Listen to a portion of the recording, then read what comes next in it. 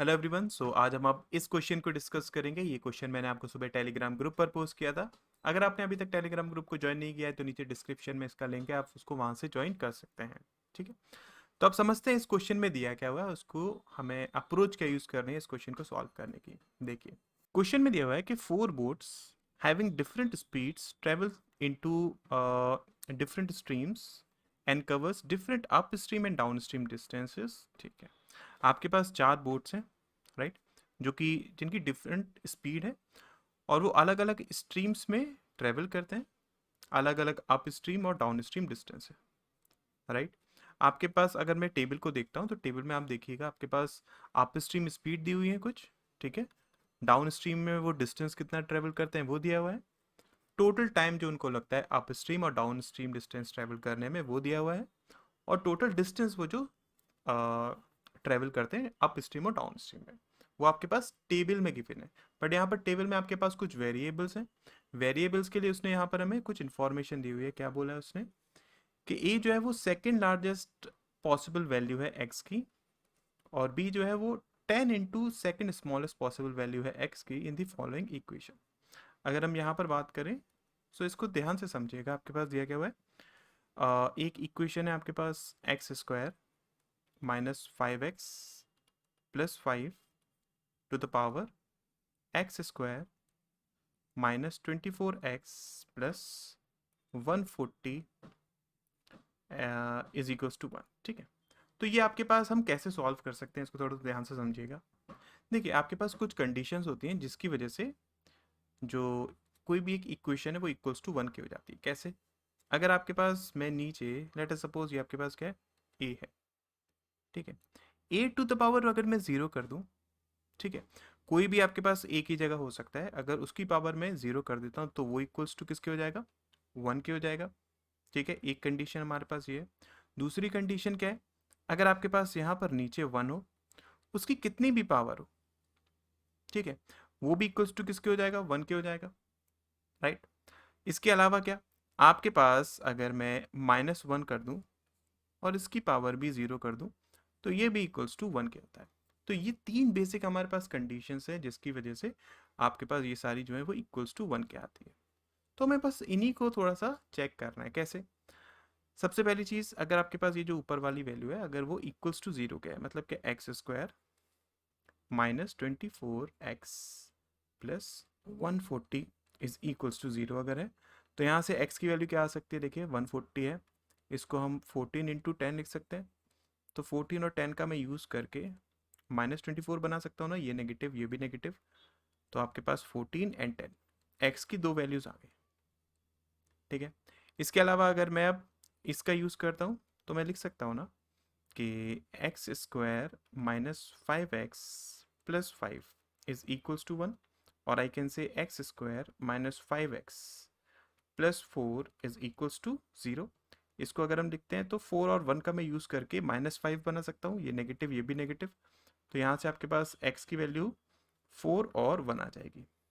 ठीक है, फिर अब अगर मैं इसका यूज़ करता हूँ इन दैट केस ऑल्सो, अगर आप इसको -1 लेते हैं, मतलब ये आपके पास जो इक्वेशन है ना, x² -5x + 5 is equals to, अगर मैं -1 लेता हूँ तो ये आपके पास हो जाएगा x² -5x + 6 is equals to 0।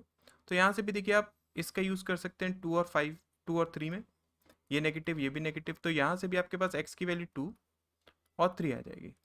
तो x की जो पॉसिबल वैल्यूज़ हैं वो क्या क्या आ रही हैं आपके पास, 1 2 3 4 10 एंड 14, राइट। उसने हमसे क्या बोला था कि a आपके पास क्या है, सेकेंड लार्जेस्ट पॉसिबल वैल्यू, मतलब क्या 10 के बराबर है, ठीक है, और b आपके पास क्या है, 10 × सेकेंड स्मॉलेस्ट पॉसिबल वैल्यू। तो सेकेंड स्मॉलेस्ट पॉसिबल वैल्यू क्या है, ये, राइट। तो इसका मतलब b की वैल्यू क्या हो जाएगी, 2 × 10 मतलब 20। ठीक है, तो यहां से हमारे पास a और b की वैल्यूज आ गई। अब हमें बस इन वैल्यूज का यूज करना है इस टेबल में और फिर इस क्वेश्चन को सॉल्व करना है। ठीक है, आई होप आपको यहाँ पर सब कुछ समझ में आया होगा, जिस तरीके से मैंने एक्सप्लेन करा है कि ए और बी की वैल्यू आपको किस तरीके से फाइंड आउट कर रही थी। अब हमें इस क्वेश्चन को सॉल्व कैसे करना है हम उसको समझते हैं। देखिए, सो क्वेश्चन में दिया क्या हुआ है, उसने बोला है कि downstream speed of boat M and P is same. ठीक है, तो सबसे पहले अगर मैं एम में बात करूँ, ये आपके पास कितना हो गया, ये 16 हो गया। ठीक है, मैं बात करता हूँ बोट एम की, राइट। यहाँ पर जो आपके पास अप स्ट्रीम स्पीड दी हुई है वो कितनी है, 16 है। ठीक है, और आपके पास डाउन स्ट्रीम जो डिस्टेंस दिया हुआ है, लेट अस सपोज ये आपके पास है, यहाँ पर जो डिस्टेंस है अप स्ट्रीम में, स्पीड है जो डाउन स्ट्रीम में, और डिस्टेंस है जो डाउन स्ट्रीम में। ठीक है, डिस्टेंस डाउन स्ट्रीम में ये कितना हो जाएगा, बी आपके पास 20 है, तो ये 120 हो गया। ठीक है, और अगर मैं टोटल डिस्टेंस की बात करता हूँ तो ये आपके पास कितना हो जाएगा, 180 प्लस 4 184 हो जाएगा। इसका मतलब आपके पास 120 में से सब्ट्रैक्ट अगर हम करेंगे तो अप स्ट्रीम में जो आपके पास डिस्टेंस ट्रेवल हुआ वो 64 ट्रेवल हुआ। तो यहाँ से जो आपको टाइम लगेगा अप स्ट्रीम में वो कितना लग रहा है, 4 हार्स लग रहा है। ठीक है, इतनी हमारे पास बेसिक इन्फॉर्मेशन अभी है। यहाँ पर अगर हम बात करें अब पी की अगर मैं बात करता हूँ, तो पी में देखिए आपके पास, पी में ये आपके पास कितना हो जाएगा, 12 हो जाएगा। ठीक है, तो जो अप स्ट्रीम स्पीड है वो आपके पास 12 के बराबर है। Down stream sorry up stream distance अभी हमें नहीं पता है। ठीक है, आपके पास डाउन स्ट्रीम स्पीड ये अभी हमें नहीं पता है। ठीक है, अगर हम बात करते हैं यहाँ से, आपके पास टोटल डिस्टेंस जो दिया हुआ है ना वो इक्वल्स टू किसके हो जाएगा, 132 के बराबर हो जाएगा। ठीक है, और जो टोटल टाइम है वो आपके पास कितना है, वो 8 आवर्स है। मतलब कि जो टाइम लगा अप स्ट्रीम में, जो टाइम लगा डाउन स्ट्रीम में, वो टोटल मिलाकर 8 आवर्स के पास। ठीक है, अभी भी हमारे पास कुछ इन्फॉर्मेशन ज़्यादा कुछ पता नहीं, बस ये पता है कि ये दोनों वैल्यूज जो है ना डाउन स्ट्रीम स्पीड दोनों में वो सेम है, राइट।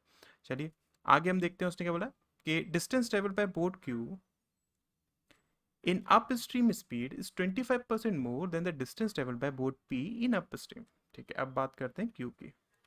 तो Q में देखिए आपके पास अपस्ट्रीम डिस्टेंस, अपस्ट्रीम स्पीड दी हुई है कितनी है, 25 हो जाएगी। ठीक है, upstream distance, downstream speed, downstream distance. ठीक है, तो देखिए डाउनस्ट्रीम डिस्टेंस कितना है, आपके पास 7 इंटू 20 140 हो गया। ठीक है, और टोटल आपके पास डिस्टेंस दिया है 215, राइट। तो इसका मतलब 60 75 75 आपके पास यहाँ पर हो जाएगा डिस्टेंस अप स्ट्रीम में। तो टाइम कितना लगेगा अप स्ट्रीम में, वो आपके पास हो जाएगा 3। ठीक है, टोटल टाइम आपके पास कितना है, 7 है ना। तो इसका मतलब जो टाइम लगेगा डाउन स्ट्रीम में वो 4 हो जाएगा। तो अगर ये 4 हो गया, इसका मतलब आपके पास डाउन स्ट्रीम की स्पीड कितनी हो जाएगी, 35 हो जाएगी। ठीक है, अब देखिए आपके पास ये डाउन स्ट्रीम की स्पीड आ गई। अगर हम फाइंड आउट करें, उसने हाँ अच्छा ये चीज़ बोली थी ना कि ये आपके पास जो है अप स्ट्रीम का जो डिस्टेंस है वो 25% मोर है। मतलब क्या, 75 जो है वो 25% मोर है किससे, जो डाउन स्ट्रीम डिस्टेंस है किसका, सॉरी अप स्ट्रीम डिस्टेंस है किसका, पी का, राइट। तो ये आपके पास हो जाएगा 5 टाइम्स, मतलब सॉरी 15 टाइम्स, तो 60। तो ये आपके पास 60 हो गया। अगर ये 60 हो गया इसका मतलब ये 5 हो गया। अगर ये 5 है, ये आपके पास 8 है, तो ये 3 हो गया। ठीक है, और अगर ये 132 था, ये 60 है, तो आपके पास 72 ये हो गया। तो इसका मतलब यहाँ से हमारे पास डाउन स्ट्रीम स्पीड आ जाएगी, कितनी हो जाएगी वो, 72 डिवाइडेड बाय 3, मतलब 24 हो जाएगी। अगर ये 24 है तो ये भी 24 हो जाएगा। ठीक है, हमारे पास इंफॉर्मेशन पता चल गई। हमें फाइंड आउट क्या करना है, आपके पास ये टाइम भी आ जाएगा। ठीक है, डाउन स्ट्रीम में कितना हो जाएगा, ये 5 हो जाएगा। अच्छा, अब उसने क्या बोला हमसे कि then the speed of boat M and P in still water is what percent more than the speed of boat Q in still water. तो देखिए एम की अगर मैं बात करता हूँ स्टिल वाटर में कितनी हो जाएगी, हम इसका यूज कर सकते हैं, इजंट इट। अगर आपको यहाँ पर बी की वैल्यू फाइंड आउट करनी है, मतलब बोट की स्पीड स्टिल वाटर में, वो क्या हो जाएगा, दोनों को ऐड करेंगे, 40 डिवाइडेड बाई 2 20 हो जाएगा। सिमिलरली हम यहाँ से भी यूज कर सकते हैं, स्टिल वाटर में स्पीड निकाल लेंगे, कितना हो जाएगा आपके पास, 12 प्लस 24 36 डिवाइडेड बाई 2 18 हो जाएगा। ठीक है, तो इन दोनों को ऐड करेंगे, हमारे पास कितना आया, 38 आया, राइट। 38 जो है वो कितना ज़्यादा है किससे, जो यहाँ पर आपके पास बोट की स्पीड है। दोनों को ऐड करेंगे, कितना हुआ, 60 डिवाइडेड बाई 2 30। तो ये आपके पास कितना परसेंटेज ज़्यादा है, 8/30 इंटू 100, ये कैंसिल आउट हो गया, आपके पास 80/3 आ रहा है, राइट। तो ये कितना हो जाएगा, 26 2/3। तो अगर हम देखेंगे बी इसका राइट आंसर हो जाएगा। ठीक है, आई होप क्वेश्चन समझ में आया होगा। एक्सप्लेनेशन क्लियर हुआ होगा कि किस तरीके से हमें इसे सॉल्व करना था और आंसर को फाइंड आउट करना था। ठीक है, अगर वीडियो अच्छी लगी होगी तो वीडियो को लाइक करिएगा, चैनल को सब्सक्राइब करिएगा और अपने फ्रेंड्स को इस चैनल के बारे में ज़रूर बताइएगा। मैं ऐसी वीडियोस डेली लाता रहता हूँ। अगर आपने टेलीग्राम ग्रुप को ज्वाइन नहीं किया है तो नीचे डिस्क्रिप्शन में उसका लिंक है, आप उसको वहाँ से ज्वाइन कर सकते हैं। Thank you so much.